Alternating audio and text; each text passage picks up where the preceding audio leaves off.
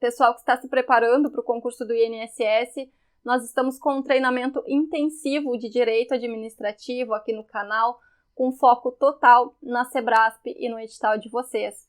E atualmente estamos falando sobre a Lei 8.112 e hoje vamos falar sobre regime disciplinar.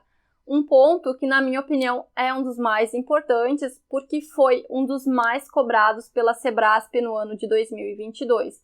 E em se tratando de regime disciplinar, existem dois tópicos que estiveram presentes em praticamente todas as provas da Sebrasp no ano de 2022. E tudo isso, pessoal, nós vamos ver juntos agora.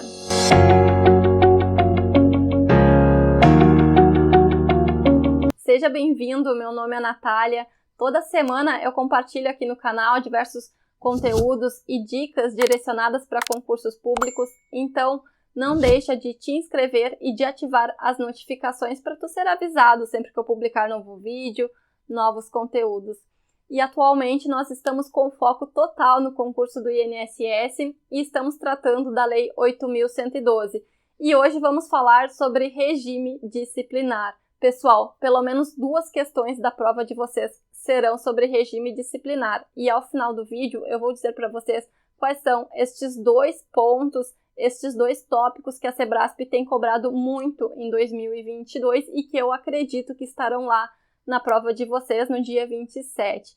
E antes de começar o conteúdo, eu gostaria de compartilhar com vocês que nesta semana o canal completou 10.000 inscritos.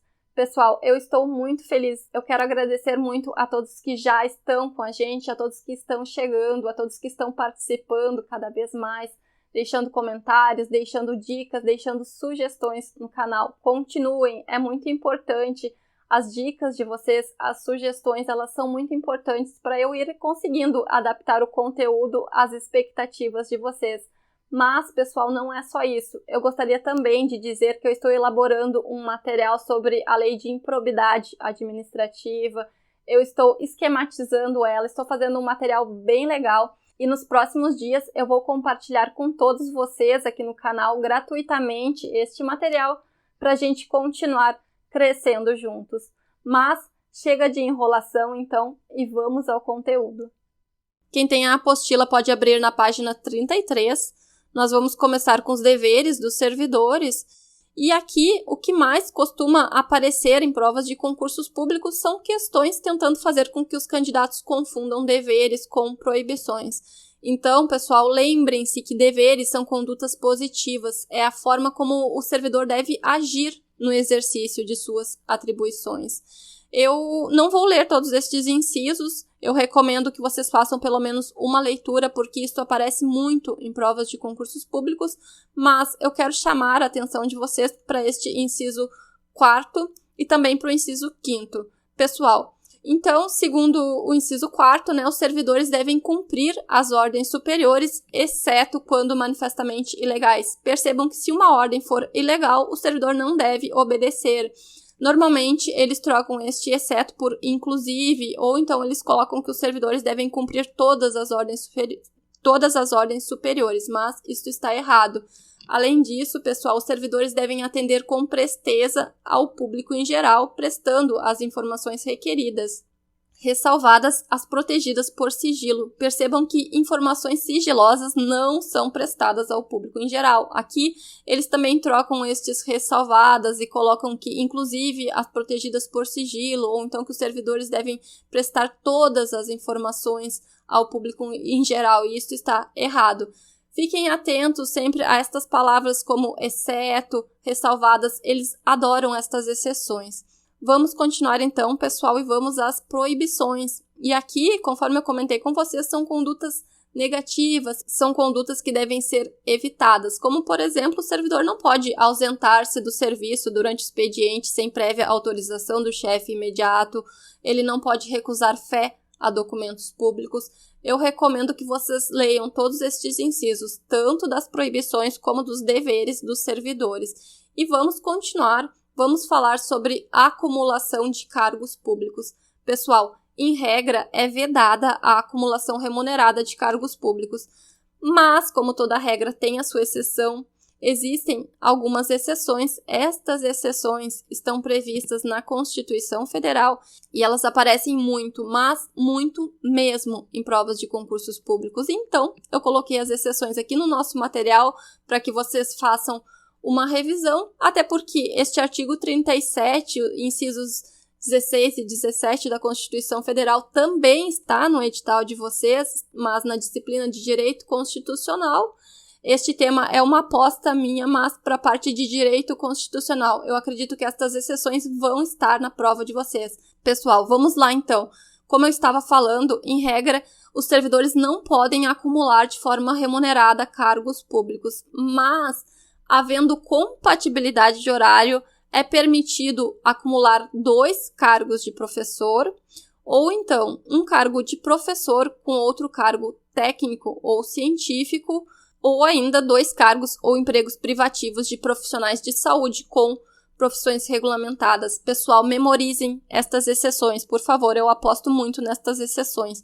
Mas continuando, se só pode haver a acumulação remunerada destes cargos públicos aqui e a regra é a não acumulação, então, pessoal, qualquer outra acumulação ela será proibida, inclusive a acumulação de proventos da aposentadoria com o vencimento do cargo efetivo. Só é possível acumular os proventos da inatividade da aposentadoria com o vencimento do cargo efetivo se estes cargos eram acumuláveis na atividade, ou seja, se esses cargos se enquadravam nestas hipóteses trazidas pelo artigo 37 que a gente acabou de ver. Eu sei que eu estou sendo um pouco repetitiva aqui, mas vocês vão ver como este tema vai estar lá na prova de vocês. E vamos continuar, vamos às penalidades. Pessoal, são penalidades disciplinares que podem ser aplicadas aos servidores a advertência, a suspensão, a demissão, a cassação de aposentadoria ou disponibilidade, a destituição de cargo em comissão e a destituição de função comissionada. Sendo que a advertência ela é aplicada por escrito, é aplicada nos casos de inobservância de dever funcional que não justifique a imposição de uma penalidade mais grave e ainda nos casos de violação de proibição constante do artigo 117, incisos 1 ao 8º e inciso 19. Pessoal, estes incisos são ausentar-se do serviço durante o expediente, sem prévia autorização, retirar sem prévia anuência da autoridade competente qualquer documento, recusar fé, opor resistência injustificada ao andamento de documento, promover manifestação de apreço ou desapreço no recinto da repartição. Então, não vão falar mal dos colegas na repartição, não pode, vocês vão levar uma advertência por escrito, não pode também cometer a pessoa estranha à repartição, fora dos casos previstos em lei, o desempenho de atribuição, ou ainda coagir ou aliciar subordinados, no sentido de se filiarem à associação profissional ou sindical ou a partido político. Percebam que são todas proibições leves, não tem nada muito grave aqui.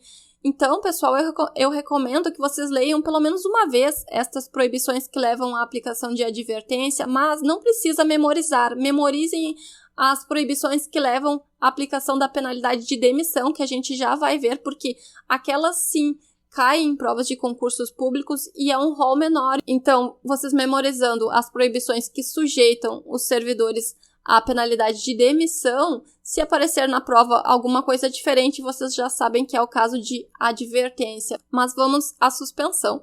E a suspensão ela vai ser aplicada em caso de reincidência de faltas punidas com advertência. Então, o servidor cometeu alguma daquelas condutas proibidas que a gente acabou de ver, ele levou uma penalidade de advertência e voltou a cometer a conduta. Então, agora será aplicada a ele uma penalidade de suspensão. Além disso, a suspensão também vai ser aplicada em caso de proibições que não tipifiquem infração sujeita à penalidade de demissão. E aqui eu chamo a atenção de vocês porque o que mais cai em provas de concursos públicos é que a penalidade de suspensão não pode exceder o prazo de 90 dias. Pessoal, o prazo máximo para a suspensão do servidor é de 90 dias. Além disso, é importante que vocês lembrem também que aquele servidor que se recusar à inspeção médica, ele fica sujeito à suspensão por até 15 dias. E, pessoal, por fim, mas não menos importante, lembrem-se que se houver conveniência para o serviço, esta penalidade de suspensão ela pode ser convertida em multa na base de 50% por dia de vencimento ou remuneração do servidor, e o servidor fica obrigado a permanecer em serviço, ou seja, ele só vai receber 50% do seu vencimento ou da sua remuneração durante este período, porque os outros 50% serão convertidos em multa. Mas vamos continuar e vamos à demissão, que é a queridinha da Sebrasp, né? É a que mais aparece. Eles gostam bastante da suspensão também, mas a demissão, pessoal, tá praticamente em todas as provas. E quando que será aplicada a penalidade de demissão? Pessoal, estes incisos vocês precisam memorizar. A demissão, ela será aplicada nos seguintes casos: crime contra a administração pública, abandono de cargo, inassiduidade habitual, improbidade administrativa, incontinência pública e conduta escandalosa na repartição, insubordinação grave em serviço, ofensa física em serviço a servidor ou particular, salvo em legítima defesa. Cuidado com estas exceções. Pessoal, percebam que estes incisos, eles tratam de condutas graves, né? A maioria deles tratam de condutas graves, então fica bem fácil para a gente deduzir que a penalidade será a penalidade de demissão.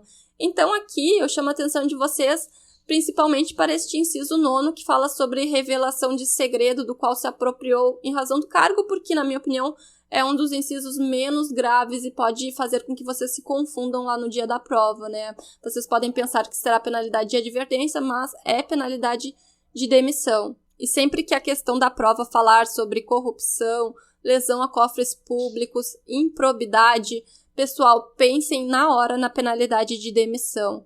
Além disso, lembrem-se que a acumulação ilegal de cargos, empregos ou funções públicas também levam à aplicação da penalidade de demissão e, por fim, também leva à aplicação da penalidade de demissão a transgressão dos incisos 9 a 16 do artigo 117. E estes são os incisos que vocês precisam memorizar, primeiro porque estes são os que mais aparecem em provas de concursos públicos.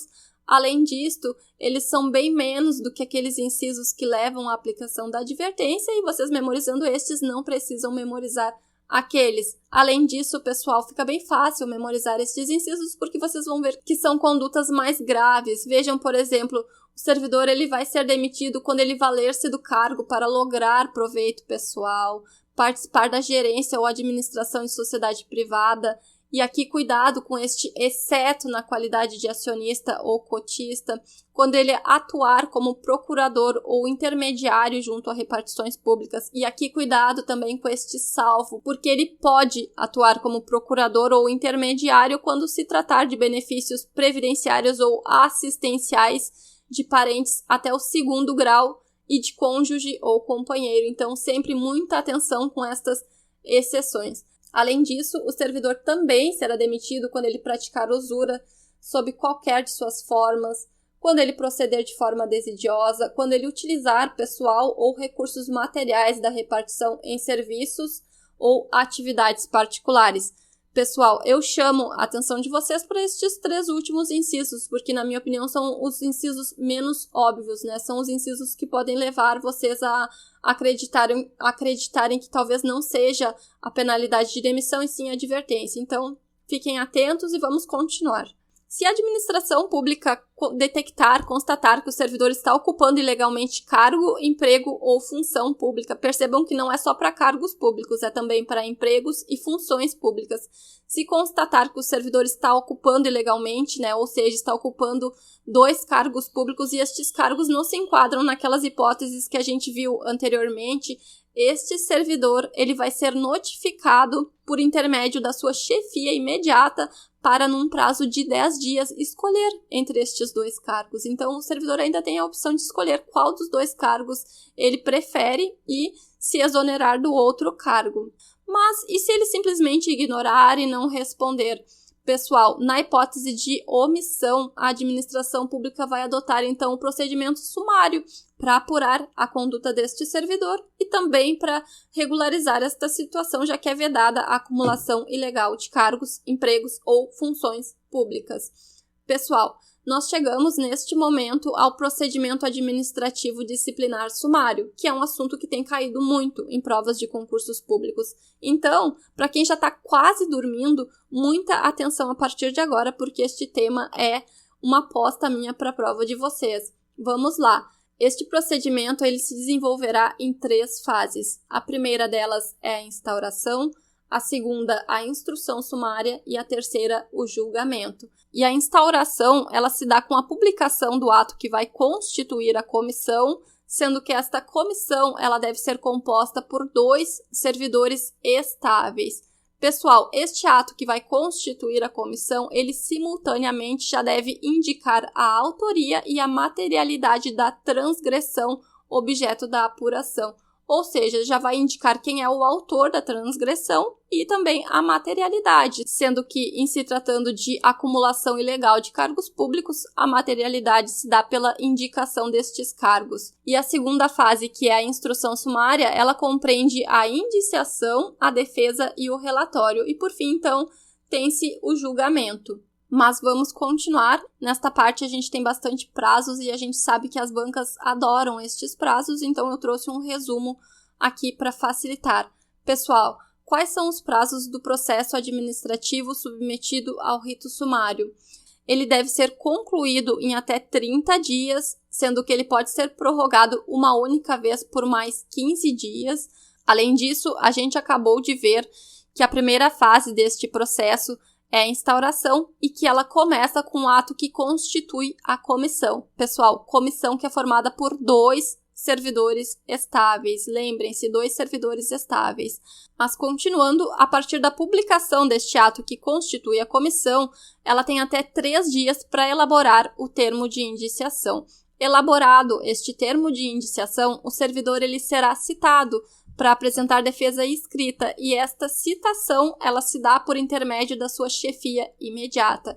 Pessoal, este servidor ele tem o prazo de 5 dias para apresentar a defesa escrita, sendo que será assegurado a ele vista do processo na repartição. Para quem não é do direito, pessoal, este servidor ele pode ir lá na repartição pública e olhar, as páginas deste processo para que ele possa elaborar a sua defesa. Esta defesa que tem que ser escrita. E tendo o servidor apresentado a defesa, então é a vez da comissão elaborar o relatório, e este relatório deve ser conclusivo, ou seja, ele deve apontar a responsabilidade do servidor ou então a sua inocência. E a seguir, o processo é encaminhado à autoridade competente, que tem o prazo de 5 dias para proferir a decisão a partir do recebimento dos autos do processo.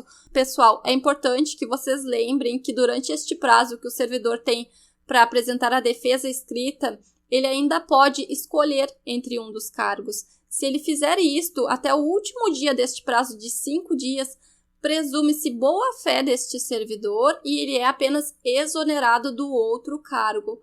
E lembrem-se também que exoneração não é uma penalidade, Mas se ele não optar, conforme a gente já viu, vai haver um relatório conclusivo e após uma decisão, e a ele será aplicada a penalidade de demissão, que é a penalidade cabível pela acumulação ilegal de cargos públicos. Mas vamos continuar e nós já estamos quase finalizando. Pessoal, imaginem que determinado servidor ocupou ilegalmente 2 cargos públicos durante um período, mas a administração pública só constatou essa irregularidade bem depois. E quando a administração pública constatou, este servidor ele já estava aposentado ou então ele já estava em disponibilidade. Neste caso, será cassada a aposentadoria ou a disponibilidade deste servidor, porque ele praticou uma falta que era punível com demissão quando ele estava em atividade. Mas vamos ao abandono de cargo e à inassiduidade habitual. E aqui, o mais importante é que vocês saibam diferenciar abandono de cargo de inassiduidade habitual. Pessoal, abandono de cargo é a ausência intencional do servidor ao serviço por mais de 30 dias consecutivos. Já a inassiduidade habitual é a falta ao serviço sem causa justificada por 60 dias interpoladamente durante o período de 12 meses. Então, percebam que a falta por mais de 30 dias consecutivos é abandono de cargo, e a falta sem causa justificada por 60 dias intercaladamente durante o período de 12 meses ela configura inassiduidade habitual. E esta inassiduidade habitual é uma das preferidas da Sebrasp, pessoal. E lembrem-se também aqui, só para reforçar, que tanto o abandono de cargo como a inassiduidade habitual, eles levam à aplicação da penalidade de demissão. E lembrem-se também que o processo administrativo disciplinar sumário, ele é utilizado sempre para apurar a responsabilidade do servidor por abandono de cargo, por inassiduidade habitual e também pela acumulação ilegal de cargos públicos. Lembrem-se disso porque isto aparece muito em provas de concursos públicos. Mas vamos continuar e eu gostaria que vocês lembrassem quem são as autoridades que são competentes para aplicar as penalidades disciplinares. Então, pessoal, em se tratando de destituição de cargo em comissão, a autoridade competente é a autoridade que houver feito a nomeação. E aqui eu aproveito para chamar a atenção de vocês. Eu acabei de lembrar de uma questão Sebrasp sobre este assunto. Então, pessoal, se quem cometer algumas daquelas faltas que são puníveis com demissão for um ocupante de cargo em comissão, qual será a penalidade aplicada a ele? Pessoal, a penalidade aplicada a um servidor ocupante unicamente de cargo em comissão será a penalidade de destituição de cargo em comissão. Fiquem atentos porque as provas às vezes colocam que não será aplicada nenhuma penalidade, enfim. Fiquem atentos, agora eu lembrei desta questão e achei interessante trazer aqui para vocês, mas vamos continuar. Em se tratando de advertência ou de suspensão por até 30 dias, quem irá aplicar a penalidade é o chefe da repartição.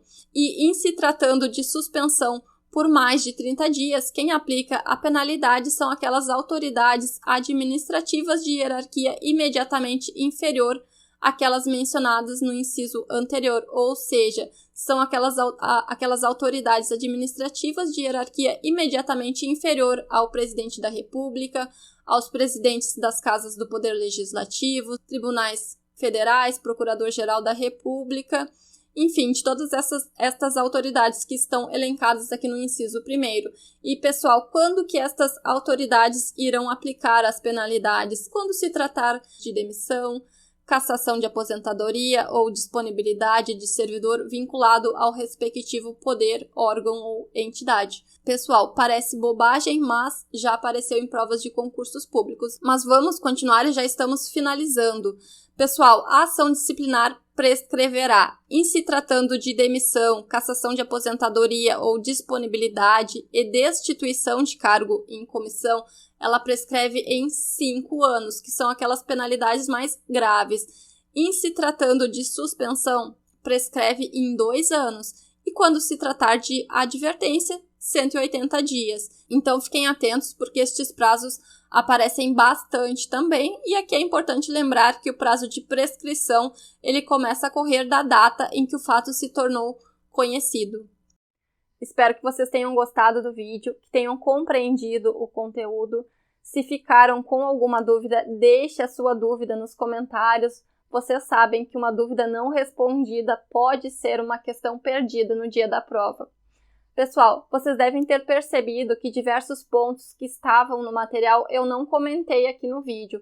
E por que eu não comentei? Eu não comentei porque este vídeo ele é um resumo e eu deixo para comentar aquilo que eu realmente acredito que vai estar na prova de vocês. Mas vamos então ao que vocês estão esperando, que é a minha aposta de questão. Pessoal, eu já comentei em um outro vídeo onde a gente resolveu diversas questões. Sobre este ponto, o mais importante, aquilo que é fundamental, que nenhum candidato pode chegar lá no dia 27 sem saber, é o procedimento sumário e também diferenciar a inassiduidade habitual de abandono de cargo.